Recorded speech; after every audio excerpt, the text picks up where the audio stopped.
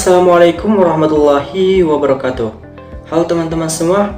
Jadi pada video kali ini kita akan membahas tentang tujuan dan fungsi dari evaluasi.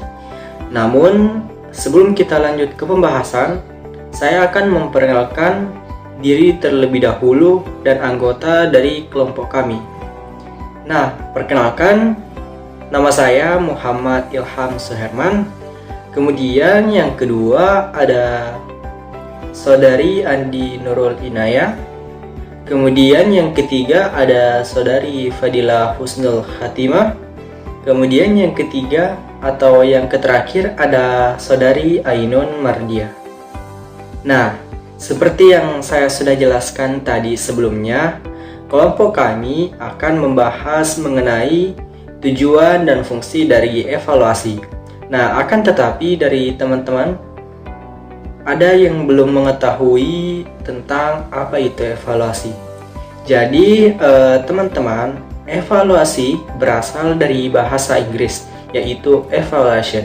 Jadi, yang artinya yaitu penilaian. Nah, evaluasi ini memiliki banyak arti yang berbeda. Nah, evaluasi adalah suatu tindakan atau suatu proses untuk menentukan nilai daripada sesuatu. Nah, di mana evaluasi pendidikan ini juga dapat diartikan sebagai tindakan atau suatu proses untuk menentukan nilai segala sesuatu dalam dunia pendidikan atau segala sesuatu yang ada berhubungannya dengan dunia pendidikan. Seperti itu. Nah, kemudian adapun tujuan dari evaluasi sendiri yaitu untuk mengetahui keefektifan dan efisiensi sistem pembelajaran secara luas. Jadi teman-teman, sistem pembelajaran dimaksud ini yang pertama itu meliputi tujuan, yang kedua materi, yang ketiga metode, yang keempat media, yang kelima sumber belajar, kemudian lingkungan maupun sistem penilaian itu sendiri. Nah, kemudian teman-teman, evaluasi pembelajaran juga ditunjukkan untuk menilai efektivitas strategi dari pembelajaran. Nah, menilai dan meningkatkan efektivitas program kurikulum, menilai dan meningkatkan efektivitas pembelajaran, membantu belajar peserta didik, mengidentifikasi kekuatan dan kelemahan peserta didik, serta untuk menyediakan data yang membantu dalam membuat sebuah keputusan. Nah, kemudian untuk pembahasan lebih dalam tentang tujuan dari evaluasi ini akan disampaikan oleh Saudari Fadilah Husnul Khatimah. Untuk itu, kepada Saudari dipersilahkan. Baik, perkenalkan, nama saya Fadilah Husnul Khatimah dan terima kasih atas kesempatan yang telah diberikan oleh moderator. Selanjutnya, saya akan melanjutkan materi tentang tujuan dari evaluasi. Nah, adapun tujuan dari evaluasi sebagai berikut. Yang pertama, menilai ketercapaian tujuan. Nah, ada keterkaitan antara tujuan belajar, metode evaluasi, dan cara belajar siswa. Cara evaluasi biasanya akan menentukan cara belajar siswa. Sebaiknya, tujuan evaluasi akan menentukan metode evaluasi yang digunakan oleh seorang guru. Yang kedua, ada mengukur macam-macam aspek pelajaran yang bervariasi. Belajar dikategorikan sebagai kognitif, afektif, dan psikomotorik. Batasan tersebut umumnya dikaitkan sebagai pengetahuan, keterampilan, dan nilai. Semua tipe belajar sebaiknya dievaluasi dalam proposisi yang tepat. Jika guru menyatakan proposisi sama, maka siswa dapat menekankan dalam belajar dengan proposisi yang digunakan oleh guru dalam mengevaluasi, sehingga mereka dapat menyesuaikan dalam belajar. Kemudian yang ketiga, memotivasi belajar siswa. Evaluasi juga harus dapat memotivasi belajar siswa. Guru harus menguasai bermacam-macam teknik memotivasi. Tetapi, masih sedikit di antara guru-guru yang mengetahui teknik motivasi yang berkaitan dengan evaluasi.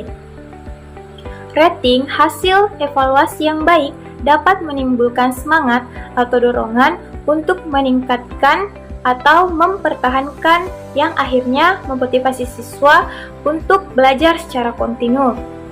Dan yang keempat, menjadikan hasil evaluasi sebagai dasar perubahan kurikulum. Di sini, keterkaitan evaluasi dengan instruksional adalah sangat erat. Hal ini karena evaluasi merupakan bagian dari instruksional. Di samping itu, antara instruksional dengan kurikulum saling berkaitan. Beberapa guru seringkali mengubah prosedur evaluasi dengan metode mengajar yang menurut mereka penting dan cocok. Perubahan itu akan tepat jika memang didasarkan pada hasil evaluasi secara luas. Kemudian yang kelima, menentukan tindak lanjut hasil penilaian. Nah, yakni melakukan perbaikan dan penyempurnaan dalam hal program pendidikan dan pengajaran serta strategi pelaksanaannya. Kegagalan para siswa dalam hasil belajar yang dicapainya hendak tidak dipandang sebagai kekurangan pada diri siswa semata-mata, tetapi juga bisa disebabkan oleh kesalahan strategi dalam melaksanakan program pengajaran. Nah, demikian penyampaian materi dari saya, semoga bermanfaat. Saya kembalikan ke moderator. Nah, demikianlah penyampaian materi oleh Saudari Fadilah Husnul Khatimah. Semoga teman-teman memahami dan kami ucapkan banyak terima kasih. Kemudian, pembahasan mengenai fungsi dari evaluasi akan dipaparkan oleh Saudari Andi Nurul Inayah. Kepadanya, Saudari dipersilahkan. Baik, perkenalkan nama saya Andi Nurul Inayah dan terima kasih atas kesempatan yang telah diberikan oleh moderator. Selanjutnya, saya akan melanjutkan tentang fungsi dari evaluasi. Evaluasi sering dianggap sebagai salah satu hal yang menakutkan bagi siswa. Karena memang melalui kegiatan ini dapat ditentukan nasib siswa dalam pembelajaran selanjutnya. Menganggap seperti ini harus diluruskan. Evaluasi mestinya dipandang sebagai sesuatu yang wajar, yakni sebagai suatu bagian integral dari suatu proses pembelajaran. Dengan mengetahui tujuan evaluasi ditinjau dari berbagai segi dalam sistem pendidikan, maka dengan cara lain dapat dikatakan bahwa fungsi evaluasi ada beberapa hal. Yang pertama, evaluasi berfungsi selektif dengan mengadakan evaluasi guru dapat mengadakan seleksi pada siswa dengan tujuan memilih siswa yang dapat diterima di sekolah tertentu. Untuk memilih siswa yang dapat naik kelas, untuk memilih siswa yang seharusnya dapat beasiswa, atau untuk memilih siswa yang sudah berhak lulus. Yang kedua, evaluasi berfungsi diagnostik. Apabila alat yang digunakan dalam evaluasi cukup memenuhi persyaratan, maka memilih hasil guru akan dapat mengetahui kelemahan siswa dan sebab akibat kelemahan siswa. Yang ketiga, evaluasi berfungsi sebagai penampakan. Untuk dapat menentukan dengan pasti kelompok mana seorang siswa harus ditempatkan, maka digunakan suatu kegiatan evaluasi. Sekelompok siswa yang mempunyai hasil evaluasi yang sama akan berada dalam kelompok yang sama dengan pelajaran. Yang keempat, evaluasi berfungsi sebagai pengukuran keberhasilan. Fungsi ini dimaksud untuk mengetahui sejauh mana suatu program berhasil diterapkan. Keberhasilan program ditentukan oleh beberapa faktor, yaitu faktor guru, metode pengajaran, kurikulum, sarana, dan sistem kurikulum. Adapun evaluasi dalam bidang pendidikan yang mengajar mempunyai berbagai fungsi sebagai berikut, yaitu yang pertama, alat untuk mengetahui tercapai atau tidaknya tujuan instruksional. Selanjutnya, umpan balik berbagi proses belajar mengajar. C. Dasar dalam menyusun laporan hasil belajar siswa kepada orang tua. D. Sebagai alat seleksi. E. Sebagai bahan-bahan informasi apakah anak-anak tersebut harus mengulang pelajaran atau tidak. F.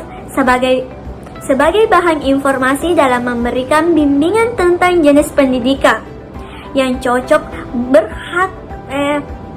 terhadap anak tersebut. Nah, demikian penyampaian materi dari saya. Semoga bermanfaat. Saya kembalikan ke moderator.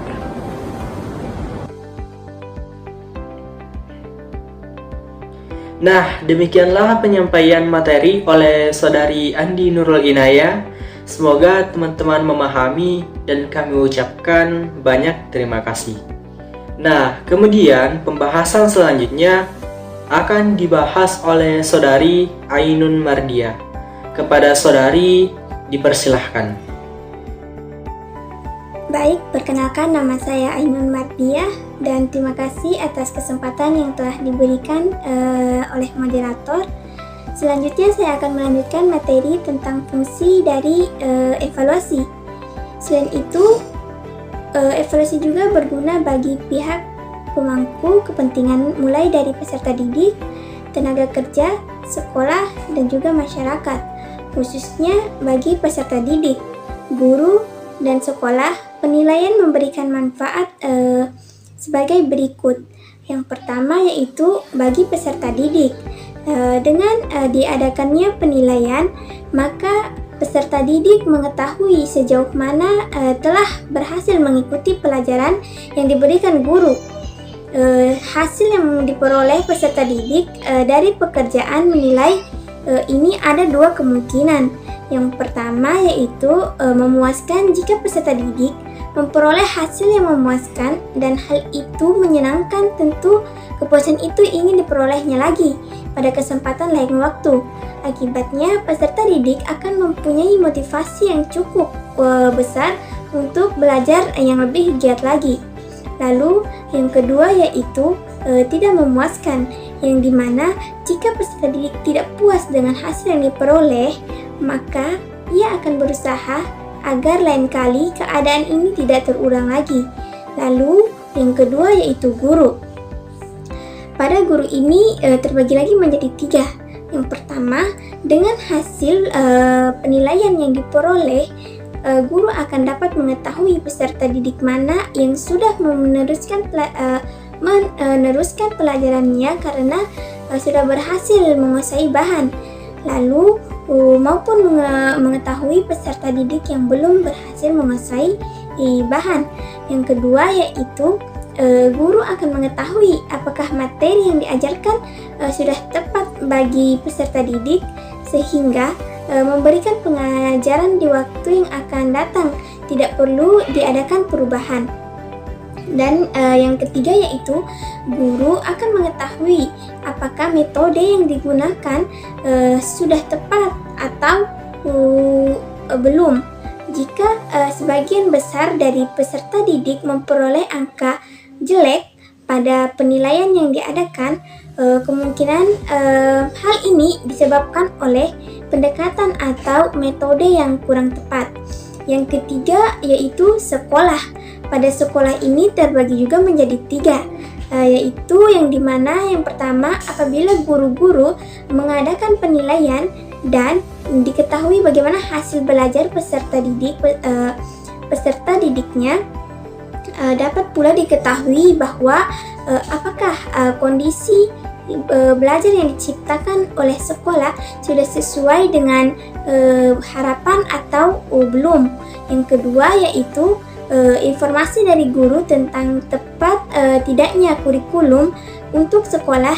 Ia dapat merupakan bahan pertimbangan bagi perancangan sekolah untuk masa-masa yang akan datang.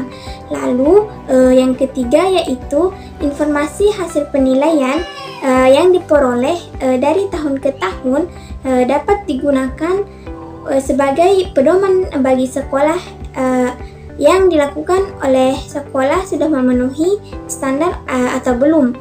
Nah, demikian penyampaian materi dari saya. Semoga bermanfaat. Saya kembali ke moderator. Nah, demikianlah penyampaian materi oleh Saudari Ainun Mardiah. Semoga teman-teman memahami dan kami ucapkan banyak terima kasih. Nah, teman-teman, demikianlah penyampaian materi dari kelompok kami tentang tujuan dan fungsi dari evaluasi. Mudah-mudahan apa yang kami sampaikan dapat bernilai pahala di sisi Allah Subhanahu wa Ta'ala, dan semoga bermanfaat bagi kita semua. Jika ada kesalahan dari kelompok kami, maka hancurkanlah. Dan jika ada kebenaran dari video kami, maka tanamkanlah pada diri kalian masing-masing. Jika kamu tak tahan lelahnya belajar, maka kamu akan menanggung perihnya kebodohan.